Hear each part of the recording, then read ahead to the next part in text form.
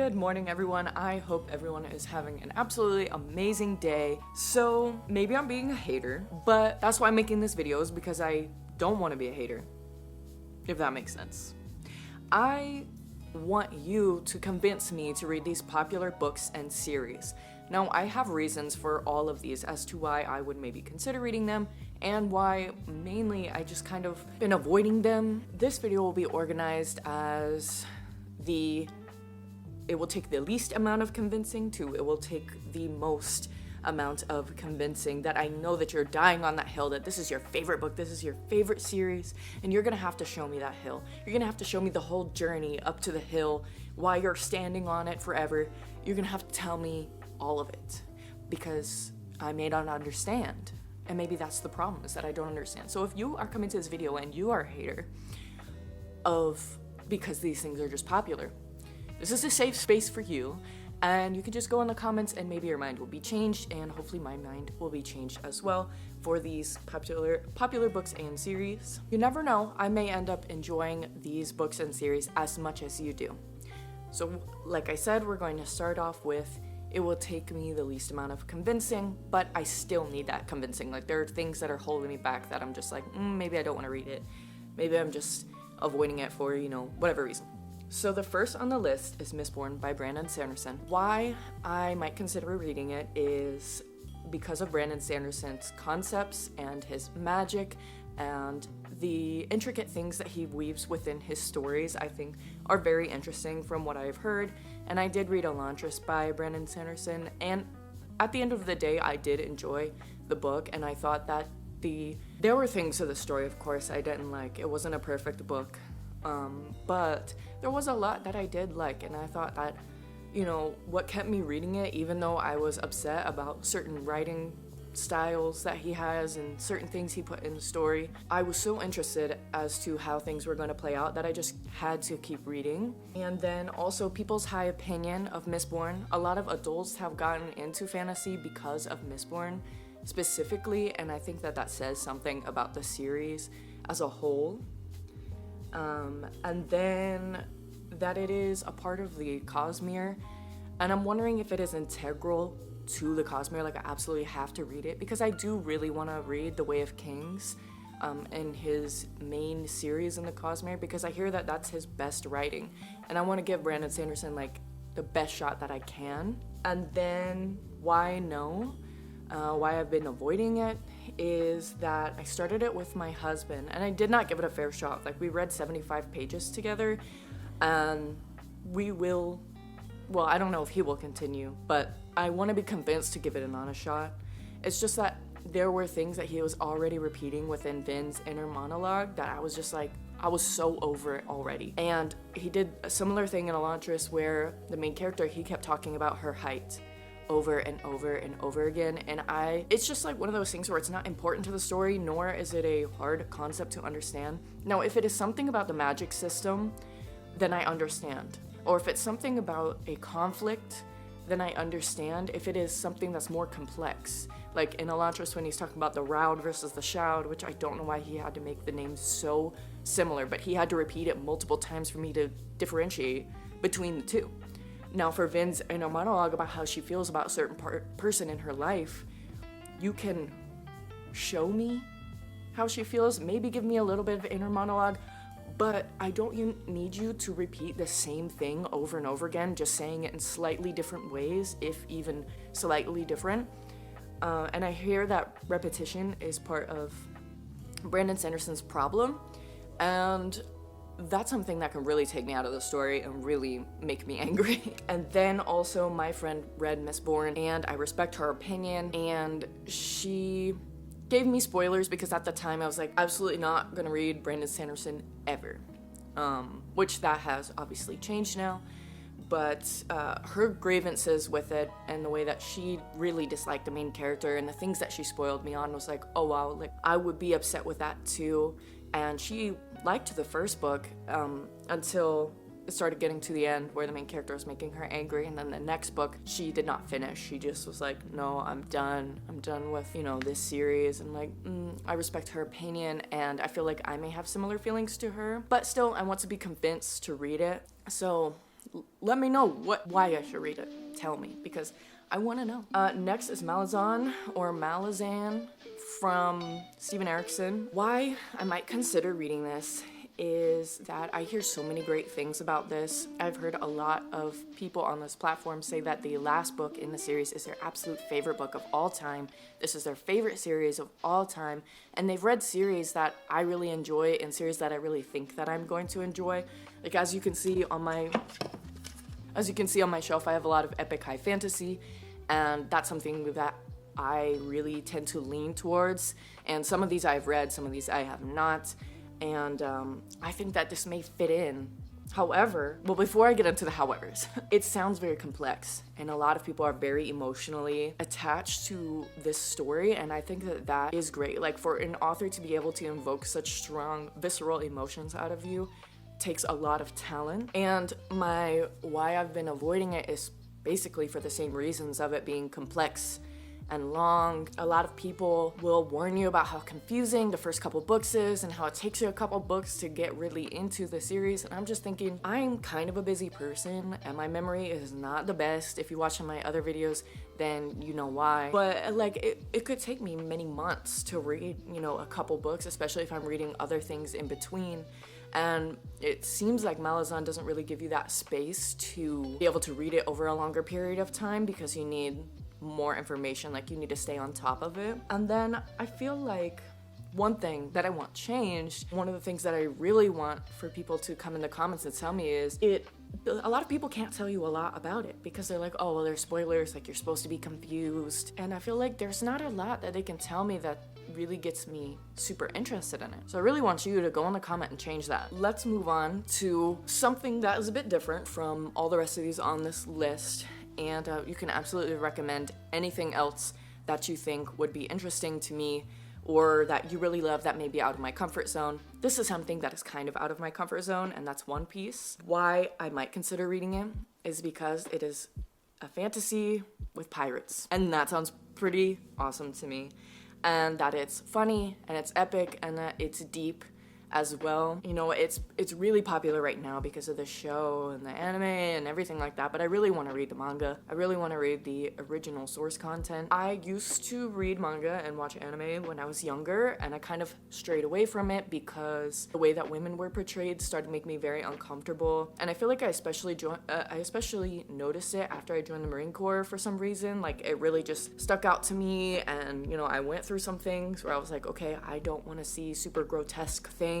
I don't want to hear people talking about intimate moments with people all the time, or women's bodies in a certain way, or having women completely unclothed in shows and movies and books just for the sake of fan service to bring a certain fan base there. And I'm not saying that One Piece does this. I'm saying that I know that a lot of media does this a lot, and I feel like it makes me lose some respect for the creators, because I think if your story is good enough, if your story has a lot to it, then you won't feel the need to disembody women or sexualize them. And they sexualize men too. I'm not saying that, men are left out of this, but men get sexualized too. And it's one of those things that is very much a part of our society. And if that doesn't bother you, then that's fine. It's just one of my personal, some traumas that I've had, especially after being in the Marine Corps, that have just really bothered me. So let's get into why not, because I just kind of went on a tangent. But why not is that I am trying to get into manga again, and it is out of my comfort zone, but I'm willing to try it. And that One Piece is super, super long.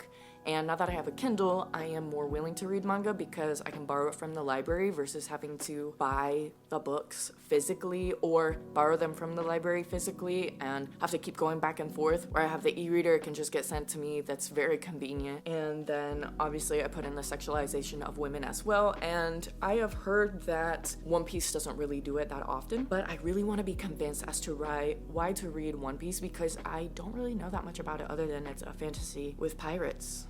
I really don't know anything else other than that. Tell me why I might find it interesting, or why you find it interesting, and you never know. So next on the list is A Wheel of Time by Robert Jordan, which was finished by Brandon Sanderson. Why maybe is that it is a long epic fantasy, and I put classic with a question mark on my notes because I think it's considered a classic now. I don't remember when it was finished. I think 90s or 2000s is when it was finished. And a lot of people really, really love Robert Jordan.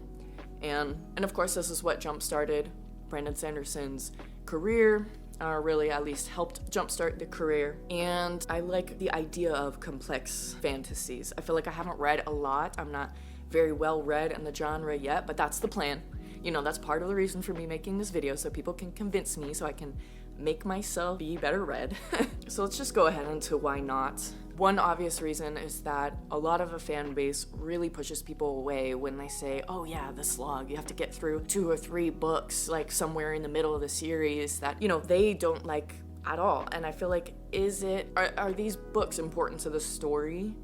Or is it that it's not important? There's no character development or anything that's important. It's just kind of like throwaway stuff that could have been one book or something like that. And that really can deter me from wanting to read it because, like I said, reading takes a long time. It takes a lot out of your day. It takes a lot out of your life. And if you're reading books that you enjoy, then it's a great way to spend your time. But if it's something that you're like, oh, I have to get through this, and then you're going to go into a book slump, and you're going to stop reading as much, and then you're going to get more stressed because you're not reading, because reading decreases your stress. Then the writing style is talked about negatively a lot by people who love the series even.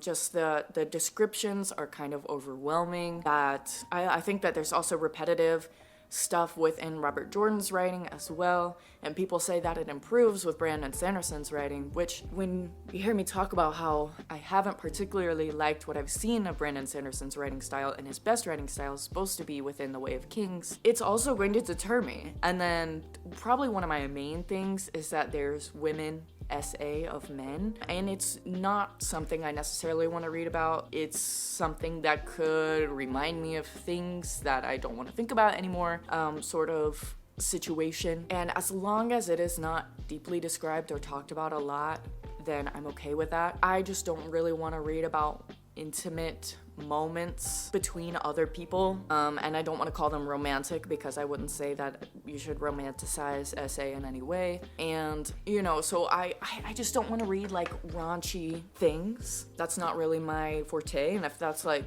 what you want the smut and everything like that, that is great for you.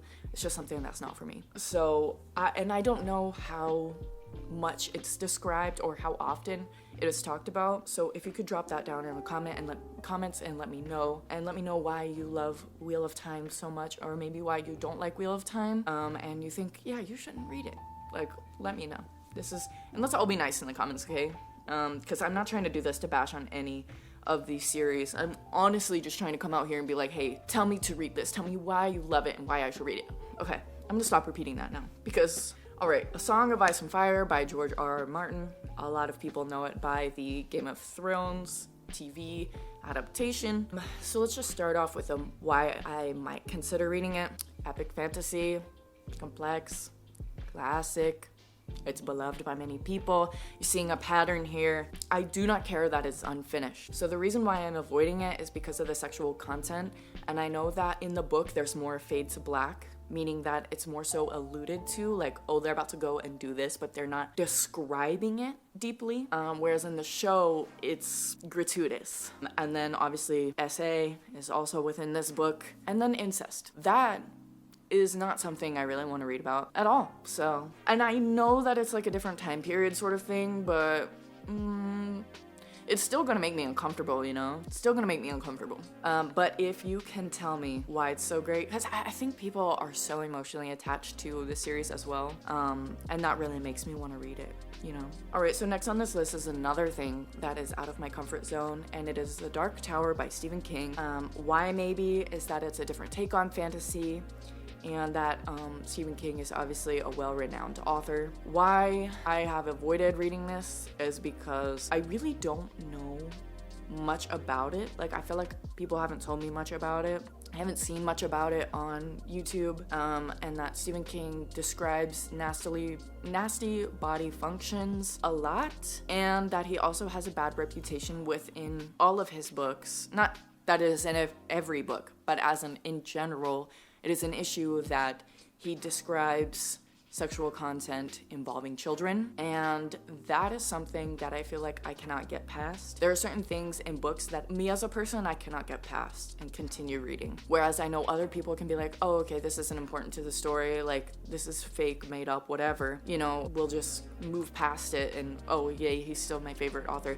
That's just something that I think, like, yeah, I get he was on drugs for a while, and, like, he's had these issues and stuff, but, like, having that in your book and it not being important to the story, and having it in your book in general, it just makes me uncomfortable, and it just makes me want to be like, absolutely not. Don't want to read anything by him because of that, because why would you put it in there? And if you can explain that, go right on ahead, but I do not understand. Poppy War by R.F. Kuang, that's the next on the list. Why I am considering reading it is because it is an Asian-inspired fantasy, and we need more fantasy inspired by different parts of the world, not just freaking like England. And it is also a military fantasy, and I did read Babel by R.F. Kuang, and at the end of the day didn't enjoy it. Wasn't one of my favorite books, but I did enjoy that book by her. And then why I have been avoiding it, why I don't really want to read it, is that I've heard that the main character is a very hateable main character, and I think that that is a theme within R.F. Kuang's books, that because I think she wrote Yellowface, which has a hateable main character, Babel, that has a hateable main character, and then the Poppy Wars, which has a hateable main character. So kind of a pattern there, and I don't know if I want to be reading about a character I know I'm going to dislike. And part of the reason why people dislike her, and Mike's book reviews I've seen on his channel, the things that he has said about it, and it's that she is very disrespectful to her superiors, and I think at some point she like hits one of them, and that's really not realistic. Like, that wouldn't fly, that wouldn't be okay. You know, she'd get kicked out, or, you know, worse, and seeing that is in there would really take me out of the story. And many people like Babel more by R.F. Kuang, and I've already read it, and so I'm like, oh well, if I'm just gonna go down in quality and down in storytelling, I don't think I really want to read it, because it's just going to be like an average book for me at that point. So the next two, my last two, people may get angry at me for it, and I am not here to bash you for the things that you love. The works of Sarah J. Maas. If I'm going in order of least convinced, like takes the least amount to the most amount, Throne of Glass, ACOTAR, and then Crescent City. So Throne of Glass and ACOTAR and Crescent City, I'll kind of combine them all because I don't know very much about each of them. Like, I've watched spoiler videos on ACOTAR and everything like that.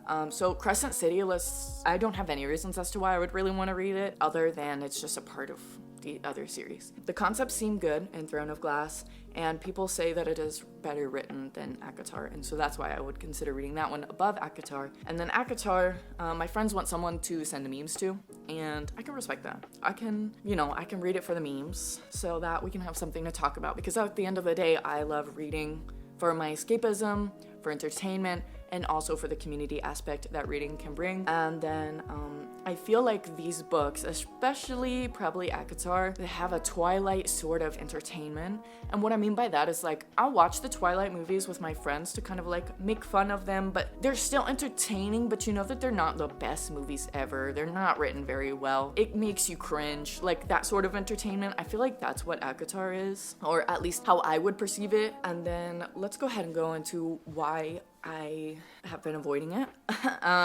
One of the obvious ones is something that I've already kind of touched on, and that is smut. I'm not a big fan of that, and that's probably why I'm not a romance reader. And that Throne of Glass and ACOTAR being worse, is romance, big capital bold letters, fantasy in small tiny print down here as a footnote. There's fantastical elements, but the main story is about the romance, and that is not really my cup of tea. I'm not big on the romance. I like having like a sprinkle of romance in my fantasy books that leaves you like wanting more, and it makes it feel more exciting, and you see more of, you know, good things. I feel like Aragorn and Arwen. You don't see a lot of it, but the romance is so pure and beautiful and wonderful. And then the writing is not as good as some other things that I have read and that I want to read. It's kind of more on the Wattpad-y side of things. Not exactly like all the way to Wattpad, but I have heard people tell me that Wattpad has better writing. Some people on Wattpad have better writing than Sarah J. Maas, and that a lot of the romance in these books seems to be very toxic and romanticized. And I say that because like I have seen reviews where people are like, why are people not talking about how toxic this character and this character is and how toxic this romance is? And like I said, I've heard spoilers and I'm like, why are people so okay with this? Like, why are people so okay with reading this? I don't know. It's confusing to me. And then for Crescent City, all of those reasons, but also that it's set in the current day, and I feel like I'm not as much of a current day reader, like I guess urban fantasy sort of reader. All right, and the next one is Fourth Wing by Rebecca Yarros. Let's just go ahead and go into my why maybe, and that is because there's a school setting, which I think school settings can be done well. I'm reading Harry Potter right now, really enjoying that.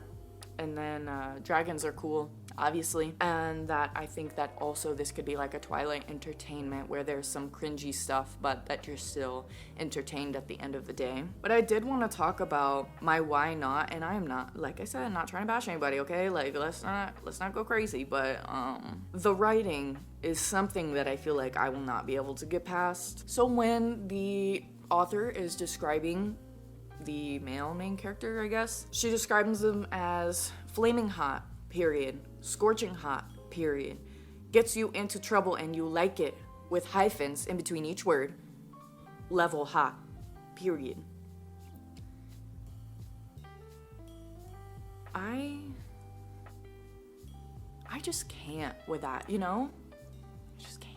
So other than that, smut including dragons, and like I said, the writing. Now, all of these books, I really want to know what your opinions are on them, whether you like them or not, and what you can do, what you can say. I'm really interested to see how you can convince me, or possibly convince me to read these books, these popular series, and even if I didn't mention something that you really like, maybe I have already read it, or already want to read it, or I don't even know about it. So just let me know about everything in the comments. I am so appreciative that everyone came here, and it's going to be super nice in the comments to everyone who likes or dislikes. Just be respectful.